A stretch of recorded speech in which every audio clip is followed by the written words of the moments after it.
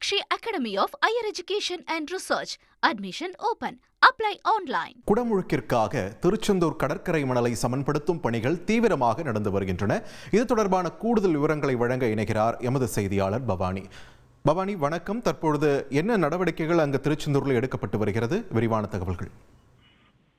கண்டிப்பாக. அதாவது திருச்செந்தூர் கடற்கரை மணலை சமப்படுத்தக்கூடிய பணியானது தற்போது தீவிரமாக நடைபெற்று வருது.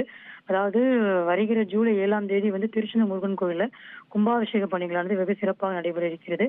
அதாவது 14 வருடங்களுக்கு பிறகு நடைபெறக்கூடிய இந்த கும்பாபிஷேகம் என்பதால் பல்வேறு மாநிலங்கள் மட்டும் இல்லாமல் நாடுகளில் இருந்து ஏராளமான பக்தர்கள் வருகை தருவார்கள் என்று எதிர்பார்க்கப்படுகிறது.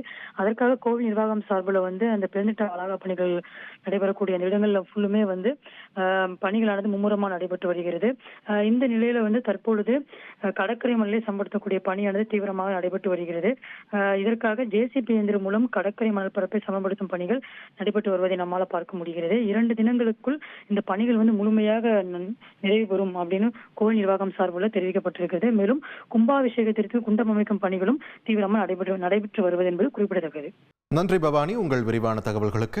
Meenakshi Academy of Higher Education and Research. Admission open. Apply online.